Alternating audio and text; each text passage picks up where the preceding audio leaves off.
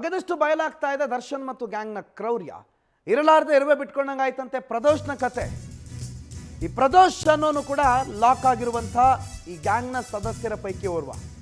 ನಟ ದರ್ಶನ್ನು, ಪವಿತ್ರ ಗೌಡ, ಅದಾದ್ಮೇಲೆ ಜಾಸ್ತಿ ಹೆಸರು ಕೇಳೋದು ಈ ಪ್ರದೋಷ್ ಅಂದು. ಈ ಪ್ರದೋಷ್ ನಟ ದರ್ಶನ್ ಜೊತೆ ಲಾಕ್ ಆಗಿದ್ದೆ ಇಂಟ್ರೆಸ್ಟಿಂಗ್ ಕಹಾನಿ.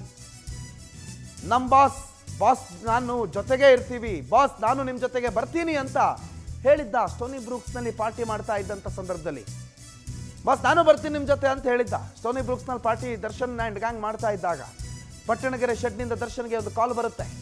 ನಟ ದರ್ಶನ್ ಶೆಡ್ಗೆ ಹೋಗೋದಕ್ಕೆ ರೆಡಿ ಆಗ್ತಿದ್ದಾರೆ. ಆ ಸಂದರ್ಭದಲ್ಲಿ ಪ್ರದೋಷ್ ಸಿನಿಮಾ ಸ್ಟೈಲಲ್ಲಿ ಮನವಿ ಮಾಡ್ತಾನೆ, ಅಣ್ಣ ನೀವೊಬ್ಬರೇ ಹೋಗ್ತೀರಾ, ನಾವು ಬರ್ತೀವಣ್ಣ ಅಂತ. ಜೊತೆಯಲ್ಲಿದ್ದಂಥ ಪ್ರದೋಷು ಶೆಡ್ಗೆ ಹೋದ್ಮೇಲೆ ಗೊತ್ತಾಗುತ್ತೆ ಇದು ಕಿಡ್ನಾಪ್ ಕಹಾನಿ ಅಂತ. ಬಿಲ್ಡಪ್ ಕೊಡ್ತಾನೆ ಸ್ನೇಹಿತನ ಮುಂದೆ. ತಾನು ಸ್ಟೋನಿ ಬ್ರೂಕ್ಸ್ ಓನರು, ನನಗೆಲ್ಲ ಇತಿಹಾಸ ಇದೆ, ನಾನು ಹಿಂಗೆ ಒಬ್ಬ ಫೋಟೋಗ್ರಾಫರ್ಗೂ ಹೊಡೆದಿದ್ದೆ, ಮತ್ತೊಂದು ಮಗನ ಈ ರೀತಿ ಹೊಡೆದಿದ್ದೀನಿ ಅಂತ ಹೇಳಿ ಬಿಲ್ಡಪ್ ಕೊಟ್ಕೊಂಡು ರೇಣುಕಾ ಸ್ವಾಮಿ ಮೇಲೆ ಹಲ್ಲೆ ಮಾಡ್ತಾನೆ. ಹಲ್ಲೆ ಮಾಡುವಾಗ ರೆಕಾರ್ಡ್ ಮಾಡ್ಕೊ ಅಂತ ಹೇಳ್ತಾನೆ ದರ್ಶನ್. ಐಫೋನ್ನಲ್ಲಿ ಪ್ರದೋಷು ಚಿತ್ರೀಕರಣ ಮಾಡ್ಕೋತಾನೆ. ಅಷ್ಟೊತ್ತಿಗಾಗಲೇ ರೇಣುಕಾ ಸ್ವಾಮಿ ನಿತ್ರಾಣ ಆಗ್ಬಿಟ್ಟಿರ್ತಾನೆ. ರೇಣುಕಾಗೆ ಕ್ಷಮೆ ಕೇಳುವಂತೆ ಕೇಳಿ ಕೊನೆ ಗಳಿಗೆಯಲ್ಲಿ ರೆಕಾರ್ಡ್ ಮಾಡ್ಕೋತಾರೆ.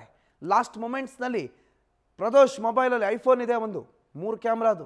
ಆ 3 ಕ್ಯಾಮ್ರಾ ಫೋನಲ್ಲಿ ಇಟ್ಕೊಂಡು ಸಾರಿ ಕೇಳೋ ಅಂತ ದರ್ಶನ್ ಕೇಳೋದು, ಇವನು ಪ್ರದೋಷ್ ರೆಕಾರ್ಡ್ ಮಾಡ್ಕೊಳ್ಳೋದು. ಅಷ್ಟೊತ್ತಿಗಾಗಲೇ ರೇಣುಕಾ ಸ್ವಾಮಿಯ ಪರಿಸ್ಥಿತಿ ಡೊಲಾಯಮಾನ ಆಗಿತ್ತು. ಅವನು ಆಲ್ಮೋಸ್ಟ್ ಇನ್ನೇನು ಸಾಯುವ ಹಂತದಲ್ಲಿದ್ದ. ಅಷ್ಟೊತ್ತಿಗಾಗಲೇ ಈ ಪ್ರದೋಷ್ ಇರಲಾರ್ದೆ ಇರುವೆ ಬಿಟ್ಕೊಂಡಂಗಿದೆ. ಸುಮ್ಮನೆ ಸ್ಟೋನಿ ಬ್ರೂಕಲ್ಲಿ ಇದ್ದಿದ್ರೆ ಪ್ರದೋಷ್ ಇವತ್ತು ಕೂತ್ಕೊಂಡು ಟಿವಿ ನೋಡ್ಕೊಂಡು ಅಯ್ಯೋ ಪಾಪ ನಮ್ಮ ಬಾಸ್ ಒಳಗಿದಾರಲ್ಲ ಅಂತ ಪರಿತಪಿಸಬೇಕಿತ್ತು. ವೆಂಕಟೇಶ್ ಈ ಬಗ್ಗೆ ಮಾಹಿತಿಯನ್ನು ಕೊಡ್ತಾರೆ. ನ್ಯೂಸ್ ಡೆಸ್ಕಿಂದ ಲೈವ್ನಲ್ಲಿ ಜಾಯ್ನ್ ಆಗಿದ್ದಾರೆ ವೆಂಕಟೇಶ್. ಪ್ರದೋಷ್ ಕತೆ ನಾವು ಮಾತನಾಡ್ತಾ ಇದ್ವಿ. ಸುಮ್ಮನೆ ಸ್ಟೋನಿ ಬ್ರೂಕ್ ನೋಡಿಕೊಂಡು ಅವತ್ತಿನ ದಿನ ಅಲ್ಲಿ ಬರುವಂಥ ಎಲ್ಲ ಕಸ್ಟಮರ್ಸ್ಗಳ ಜೊತೆ ಚೆನ್ನಾಗಿದ್ಬಿಟ್ಟಿದ್ರೆ ಇವತ್ತು ಚೆನ್ನಾಗಿರ್ತಿದ್ದ ಪ್ರದೋಷು. ಏನು ಕತೆ ಈಗ ಹೊರಗಡೆ ಬಂದಿರೋದು, ಏನೇನು ವಿಚಾರಗಳು ಈಗಾಗಲೇ ಬಯಲಾಗಿದೆ ಈ ವಿಚಾರಕ್ಕೆ ಸಂಬಂಧಪಟ್ಟಂತೆ ವೆಂಕಟೇಶ್?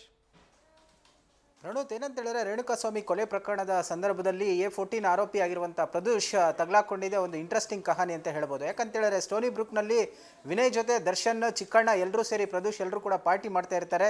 ಸೊ ಪಟ್ಟಣಗೆರೆ ಶೆಡ್ಗೆ ರೇಣುಕಾಸ್ವಾಮಿಯನ್ನು ಕರ್ಕೊಂಡು ಬಂದಿದ್ದೀವಿ ಅಂದರೆ ಕಿಡ್ನಾಪ್ ಮಾಡ್ಕೊಂಡು ಬಂದಿದ್ದೀವಿ ಅಂತ ಹೇಳಿ ದರ್ಶನ್ಗೆ ಒಂದು ಕರೆ ಬರುತ್ತೆ. ಆ ಸಂದರ್ಭದಲ್ಲಿ ದರ್ಶನ್ ಕೂಡ ಅಲ್ಲಿಂದ ಹೊರಡೋದಕ್ಕೆ ಶುರು ಮಾಡಿದಂಥ ವೇಳೆಯಲ್ಲಿ ಪ್ರದೋಷ್ ಕೂಡ ಹೇಳ್ತಾನೆ, ಪ್ರದೋಷ್ ದರ್ಶನ್ ಮುಂದೆ ಬಿಲ್ಡಪ್ ಕೊಡೋದಕ್ಕೂ ಹೋಗಿ ಅಣ್ಣ ನಾನು ಬರ್ತೀನಿ ನಿಮ್ಮ ಜೊತೆ, ಬಾಸ್ ಏನು ನೀವು ಒಬ್ಬರೇ ಹೋಗ್ತಾ ಇದ್ದೀರಾ, ನಾನು ಬರ್ತೀನಿ ಅಂತ ಹೇಳಿ ಆತನ ದರ್ಶನ್ ಜೊತೆ ಪ್ರದೋಷ್ ಕೂಡ ಬಂದು ಕಾರಲ್ಲಿ ಕೂತ್ಕೊಳ್ತಾನೆ. ಆ ಸಂದರ್ಭದಲ್ಲಿ ದರ್ಶನ್ ಕೂಡ ನಾನು ಹೋಗಿ ಬರ್ತೀನಿ ಅಂತ ಹೇಳಿದ್ರು ಕೂಡ ಏನು ಬಾಸ್ ನಾನು ಬೇಡವಾ ಅಂತ ಹೇಳಿ ಅದೇ ಕಾರಲ್ಲಿ ಕೂಡ ಪಟ್ಟಣಗೆರೆ ಶೆಡ್ಗೆ ಬರ್ತಾರೆ. ಬಂದಂಥ ಸಂದರ್ಭದಲ್ಲಿ ಏನು ರೇಣುಕಾಸ್ವಾಮಿಯನ್ನು ಕರ್ಕೊಂಡು ಬಂದಿರ್ತಾರೆ. ಆ ಸಂದರ್ಭದಲ್ಲಿ ವಿಚಾರ ಕೂಡ ಗೊತ್ತಾಗುತ್ತೆ. ಅಂದರೆ ಪವಿತ್ರ ಗೌಡ ಅವರಿಗೆ ಒಂದು ಅಶ್ಲೀಲ ಮೆಸೇಜ್ ಮಾಡಿದ ಕಾರಣ ಆತನನ್ನು ಕಿಡ್ನಾಪ್ ಮಾಡ್ಕೊಂಡು ಬಂದಿದ್ದಾರೆ ಅಂತ ಹೇಳಿ ಆಗ ಅಲ್ಲಿದ್ದಂಥ ಸಹಚರರೆಲ್ಲ ಕೂಡ ಹಲ್ಲೆ ಮಾಡ್ತಾರೆ. ಆಗ ಈ ಪ್ರದೋಷ್ ಕೂಡ ಆತನನ್ನು ಹಲ್ಲೆ ಮಾಡುವಂಥ ಕೆಲಸವನ್ನು ಮಾಡ್ತಾನೆ.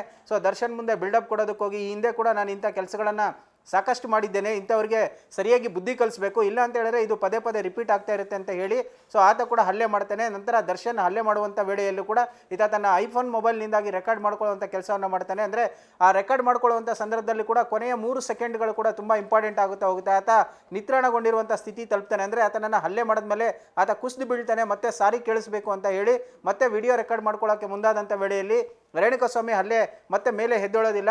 ಸೊ ಆ ಸಂದರ್ಭದಲ್ಲಿ ದರ್ಶನ್ ಕೂಡ ಹಲ್ಲೆ ಇರ್ತಾನೆ, ಹಲ್ಲೆ ಮಾಡಿರ್ತಾರೆ. ಸೊ ಎಲ್ಲವನ್ನು ಕೂಡ ಪ್ರದೋಷ್ ರೆಕಾರ್ಡ್ ಮಾಡ್ಕೊಂಡಿರ್ತಾನೆ. ಇದೆಲ್ಲ ಆದ ನಂತರ ಆತ ಆ ಪ್ರಾಣವನ್ನು ಕಳೆದುಕೊಂಡ ಮೇಲೆ ದರ್ಶನ್ಗೂ ಕೂಡ ಕರೆಯನ್ನು ಮಾಡಿ ವಿಷಯವನ್ನು ತಿಳಿಸಿರ್ತಾರೆ. ಬಾಸ್ ನೀವೇನು ತಲೆ ಕೆಡಿಸ್ಕೊಳ್ಬೇಡಿ, ಈ ಶವ ವಿಲೇವಾರಿ ಮಾಡುವಂಥ ಕೆಲಸ ಜವಾಬ್ದಾರಿ ನಾನು ತಗೊಳ್ತೀನಿ, ಹುಡುಗರಿದ್ದಾರೆ, ಸೊ ಅವರಿಗೆ ಏನೋ ಒಂದು ಅಮೌಂಟ್ ಸೇರಬೇಕು ಅದನ್ನು ಸೇರಿಸಿದ್ರೆ ಓಕೆ ಅಂತ ಹೇಳಿ ಸೊ ಮಾತುಕತೆಯನ್ನು ಮಾಡಿ ತಲಾ 5-5 ಲಕ್ಷ ರೂಪಾಯಿ ಅಂತೆ ಸುಮಾರು 20 ಲಕ್ಷಕ್ಕೂ ಕೂಡ ಡೀಲನ್ನು ಮಾಡ್ಕೊಳ್ತಾನೆ. ತದನಂತರ ಅಲ್ಲಿಂದ ಶವವನ್ನು ತೆಗೆದುಕೊಂಡೋಗಿ ಸುಮನಹಳ್ಳಿಯ ಬ್ರಿಡ್ಜ್ ಹತ್ರ ಎಸೆಯೋದಕ್ಕೂ ಕೂಡ ಪ್ಲಾನನ್ನು ಮಾಡ್ಕೊಳ್ತಾರೆ. ಸೊ ಎಲ್ಲ ಒಂದು ಇಂಟ್ರೆಸ್ಟಿಂಗ್ ಕಥೆಯಲ್ಲಿ ಈ ಪ್ರದೋಷ್ನ ಪಾತ್ರ ಪ್ರಮುಖವಾಗಿರುವಂಥದ್ದು. ಚಿಕ್ಕಣ್ಣ ಅವತ್ತು ಒಂದು ವೇಳೆ ಚಿಕ್ಕಣ್ಣನ ರೀತಿ ಪ್ರದೋಷ್ ಕೂಡ ಹೋಗಿದ್ರೆ ಇವತ್ತು ಆರಾಮಾಗಿ ಇರ್ತಾ ಇದ್ದ. ಆದರೆ ಬಾಸ್ ದರ್ಶನ್ ಮುಂದೆ ಬಿಲ್ಡಪ್ ಕೊಡೋದಕ್ಕೆ ಹೋಗಿ ಪ್ರದೋಷ್ ಕೂಡ ಬಂದು ಇವತ್ತು ಜೈಲು ಸೇರುವಂಥ ಪರಿಸ್ಥಿತಿ ನಿರ್ಮಾಣ ಆಗಿರುವಂಥದ್ದು. ಪ್ರಣುತ್, ಥ್ಯಾಂಕ್ ಯು ವೆಂಕಟೇಶ್ ಮಾಹಿತಿಗೆ.